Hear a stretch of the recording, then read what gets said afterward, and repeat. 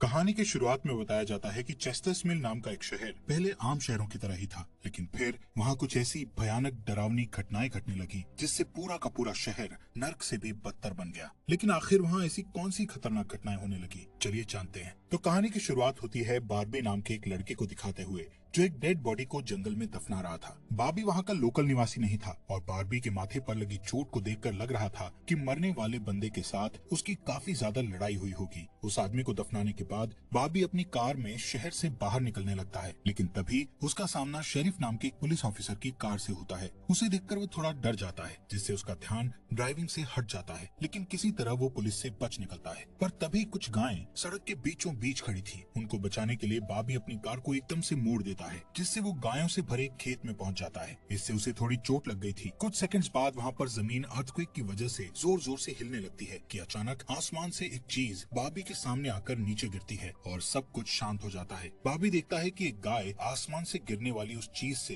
2 टुकड़ों में कट चुकी थी। वो डरा हुआ उस चीज को छूने लगता है तो उसे पता चलता है कि वो एक इनविजिबल वॉल है जो इतनी शार्प थी कि इसकी वजह से कई घर भी 2 हिस्सों में कट गए थे। तभी वहाँ जॉय नाम का एक लड़का आकर उससे पूछता है कि तुम ठीक हो या नहीं। वो भी उस इनविजिबल दीवार को देखकर शॉक्ड रह जाता है। दूसरी तरफ शेरिफ और लिंडा को खबर मिलती है कि उस पूरे टाउन की पावर सप्लाई कट गई है, फोन लाइंस बंद हो गई हैं और इंटरनेट भी काम नहीं कर रहा है। यहाँ तक कि सारे सैटेलाइट कनेक्शंस भी काम करना बंद कर गए थे। तभी शहर के ऊपर से उड़ रहा एक प्लेन उस इनविजिबल वॉल से टकराकर क्रैश हो जाता है, जिसे देखकर लोग और भी ज्यादा घबरा गए थे। और ये बात कंफर्म हो जाती है कि ये सिर्फ एक इनविजिबल दीवार नहीं बल्कि एक राउंड शेप डोम यानी गुम्बद है, जिसने आधे शहर को कवर कर लिया है। वहीं दूसरी साइड हम एक रेडियो स्टेशन पर फिल और उसकी असिस्टेंट डोडी को देखते हैं जो सिग्नल लाने की कोशिश कर रहे थे। वो दोनों थोड़ा कंफ्यूज थे कि अचानक सिग्नल क्यों चला गया। यहाँ पर फिल को लगता है कि ये अच्छा मौका है उनकी रेडियो रेटिंग्स को हाई करने का, इसलिए वो दोनों सिग्नल को ठीक करने में लग जाते हैं। वहीं एक फायर ट्रक डोम के दूसरी तरफ से आ रहा था, जिसे देख बार्बी ट्रक वाले को इस इनविजिबल वॉल की तरफ इशारा करता हुआ उसे रुकवाकर क्रैश होने से बचा लेता है। थोड़ी देर बाद वहाँ इन्वेस्टिगेशन करने के लिए कुछ पुलिस वाले आते हैं, पर इस इनविजिबल डोम को समझना उनके बस की बात नहीं थी। उसी समय वहाँ पर एक शहर का काउंसिलमैन जिसका नाम बिग जिम था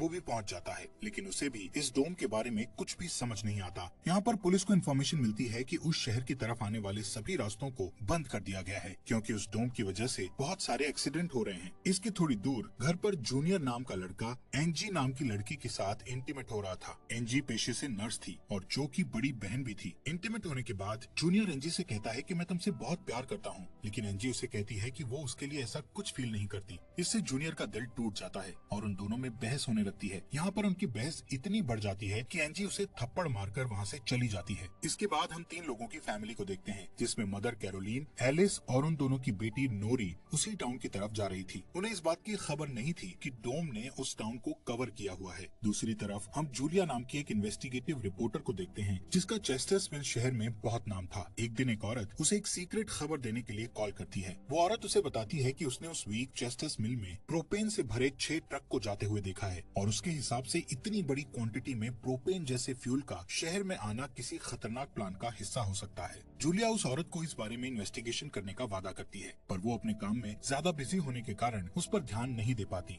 वहीं बिग जिम रेडियो स्टेशन जाकर इमरजेंसी की अनाउंसमेंट करता है। कैरोलीन जो एलिस और नॉरी के साथ शहर में आ रही थी ये अनाउंसमेंट सुन लेती है, पर उन्हें लगता है कि ये किसी तरह का एडवर्टीजमेंट है, इसलिए वो इस अनाउंसमेंट पर ध्यान नहीं देती और उनकी कार डोम से टकराते टकराते बचती है, क्योंकि उससे पहले दूसरी तरफ से आ रहा एक ट्रक डोम से टकराकर क्रैश हो जाता है, जिसे देखकर वो तुरंत अपनी कार के ब्रेक लगा देती है। इतने बड़े इंसिडेंट को देखकर नॉरी के दौरे पड़ने लगते हैं, जिससे वो बेहोश हो जाती है, लेकिन बेहोश होने से पहले वो किसी पिंक स्टार के बारे में कहती है। अब यहाँ से नोरी को जल्दी से हॉस्पिटल में ले जाया जाता है, जो कि टाउन में होने वाली घटनाओं से घायल हुए लोगों से भरा पड़ा था। वहीं जूलिया और बार्बी घायल हुए लोगों को हॉस्पिटल ला रहे थे। इसी हॉस्पिटल में जूलिया का हस्बैंड भी डॉक्टर था। वो उससे मिलने जाती है, लेकिन उस वक्त उसका हस्बैंड हॉस्पिटल में नहीं था। हॉस्पिटल में जूलिया को पता चलता है कि उसका हस्बैंड संडे को कभी काम नहीं करता था, पर वो जूलिया को हमेशा झूठ बोलता आ रहा था। हॉस्पिटल के बाहर हम बार्बी और एंजी को मिलते हुए देखते हैं। दोनों को साथ देखकर जूनियर के अंदर एक अलग सी जलन पैदा होती है। वहीं अब टाउन के बॉर्डर्स को सैनिकों द्वारा सील कर दिया जाता है।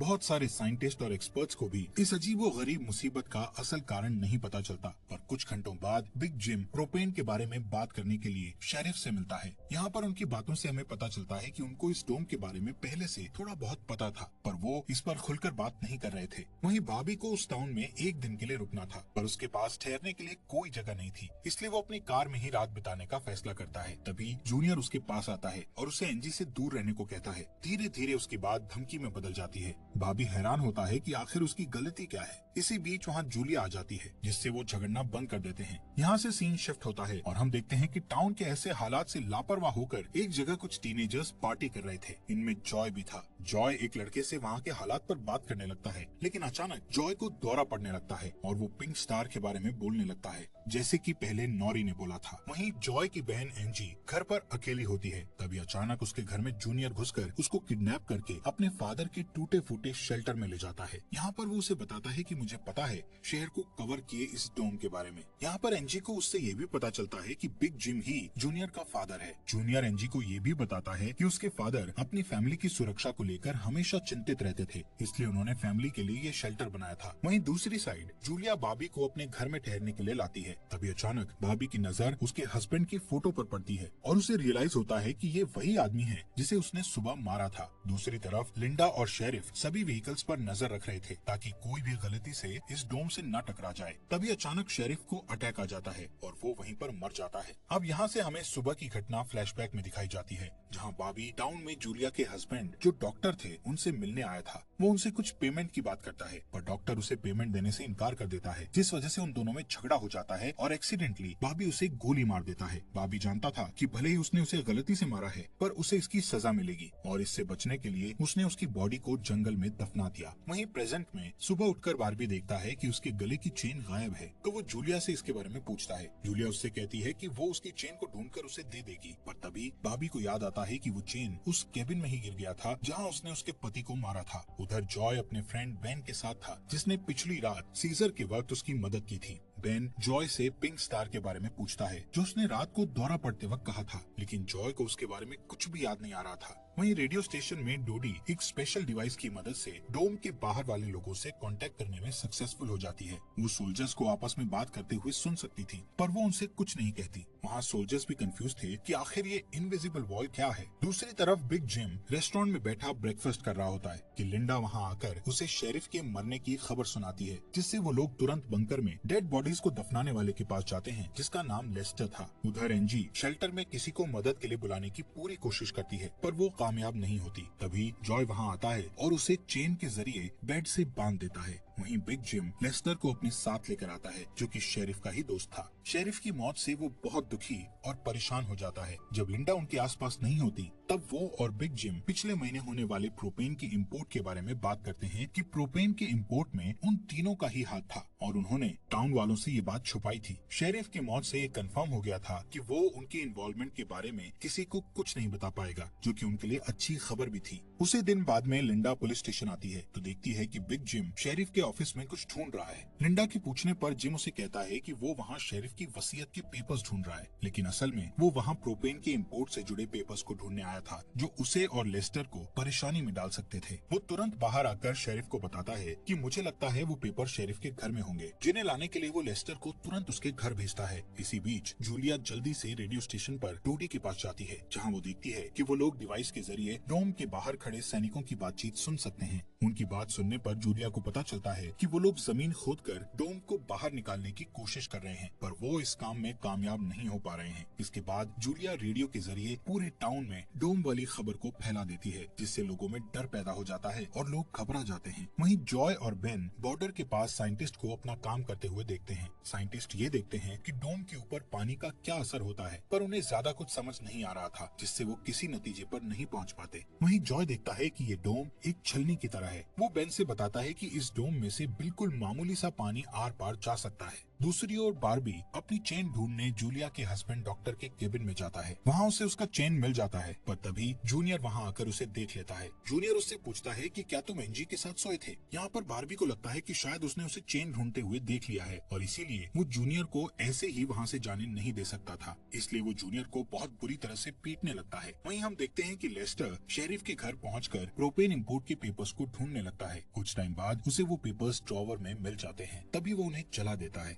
जब वो वहाँ से जाने लगता है तो उसका पैर लगने से पेपर्स की आग घर के पर्दों पर लग जाती है, जिससे आग की लपटें पूरे घर में फैल जाती हैं और पूरा घर जलने लगता है, जिसे देखकर जल्दी ही बहुत सारे लोग जमा हो जाते हैं और आग बुझाने की कोशिश करते हैं, पर फायर ट्रक के बिना आग बुझाना नामुमकिन था। अगर वो लोग घर को जलने देते तो डोम के अंदर का टेम्परेचर बहुत बढ़ जाता, जिससे लोगों की जानें भी जा सकती थी, इसलिए सब मिलकर आग बुझाने में लग जाते हैं। बाबी लोगों को आग बुझाने में लीड करता है। तभी लिंडा को घर के अंदर से लेस्टर की चीखने की आवाजें सुनाई देती है। वो अंदर जाकर उसे घसीट कर बाहर निकाल लाती है और इलाज के लिए डॉक्टर के पास भेज देती है। यहाँ पर लोगों को आग बुझाने में 1 घंटे के बाद भी कामयाबी नहीं मिलती, उल्टा आग और भड़क जाती है। आखिर में जिम लोडर लेकर आता है और घर को गिरा देता है, तब कहीं जाकर आग शांत होती है। इसके बाद सारे थके हुए लोग इकट्ठा होते हैं। उनमें से पॉल नाम का एक पुलिस वाला फ्रस्ट्रेट होकर कहता है कि हम सभी लोग इस डोम से कभी भी बाहर नहीं निकल पाएंगे, क्योंकि ये डोम आग से जो धुआं निकला है उसे बाहर नहीं निकलने दे रहा। वो कहता है कि हम सभी इस डोम के अंदर ही मरने वाले हैं। इतना कहता हुआ वो हवा में गोली चला देता है, जो कि डोम से टकराकर एक दूसरे पुलिस वाले को लग जाती है और वो तुरंत मर जाता है। यहाँ पर पॉल को अरेस्ट कर लिया जाता है। अंधेरा होने पर जॉय और उसके दोस्त स्केटिंग के लिए जाते हैं। तभी वहाँ पर नोरी जॉय के पास आकर उसे कहती है कि उसे अपना फोन चार्ज करना है। जॉय उसे अपने घर ले जाता है, क्योंकि उसके घर में जनरेटर था, जो कि उस टाउन के गिने चुने घरों में ही था। उधर लिंडा पॉल को जेल लेकर आती है। वहाँ कुछ लोग पुलिस स्टेशन के बाहर प्रोटेस्ट कर रहे थे। असल में वो लोग पुलिस के घटिया सिस्टम का विरोध कर रहे थे। जिम उन सबको ये कहकर शांत करता है कि जरूरत पड़ने पर उन सबकी मदद की जाएगी। लॉकअप में बंद होने के बाद पॉल को हार्ट अटैक आ जाता है, जिससे लिंडा उसकी मदद के लिए दौड़कर अंदर जाती है, लेकिन तभी उसे पता चलता है कि पॉल सिर्फ अटैक आने की एक्टिंग कर रहा था। इसी मौके का फायदा उठाकर पॉल उसे धकेलकर उसे लॉकअप में बंद करके वहाँ से भाग जाता है। इधर बंकर में जूनियर फिर से एनजी के पास जाता है। एनजी समझ चुकी थी कि अगर उसे यहाँ से निकलना है तो उसे जूनियर को झूठे जाल में फंसाना पड़ेगा, इसीलिए वो उससे अपने बचपन की यादें साझा करती है, जब वो दोनों एक बंद टनल में जाया करते थे, और कहती है कि हो सकता है डोम का टनल पर कोई असर नहीं हुआ हो, तो वो लोग बाहर जा सकते हैं। यहाँ पर एनजी सोचती है कि अब वो उसके प्यार के जाल में फंस गया है, तो शायद वो उसे छोड़ दे, लेकिन ऐसा कुछ नहीं होता। जूनियर अकेले ही उस टनल में जाने का प्लान बनाता है। वहीं जिम जब पुलिस स्टेशन में आता है तो पॉल की जगह लिंडा को लॉकअप में बंद देखता है। वो तुरंत उसे लॉकअप से बाहर निकालता है। उन्हें पता चलता है कि पॉल अपने साथ एक राइफल और कुछ गोलियां लेकर गया है। लिंडा तुरंत उसकी तलाश में जंगल की ओर निकल जाती है, क्योंकि उसे पता था कि पॉल अक्सर शिकार करने जंगल की तरफ जाया करता था। वहीं जिम पॉल को पकड़ने के लिए एक टीम तैयार करता है। उधर रेस्टोरेंट में बैठी कैरोलीन को नॉरी की फिक्र हो रही थी, क्योंकि वो पिछली रात अपनी दोनों मदर्स को बिना बताए जॉय के घर रुक गई थी। वहीं जिम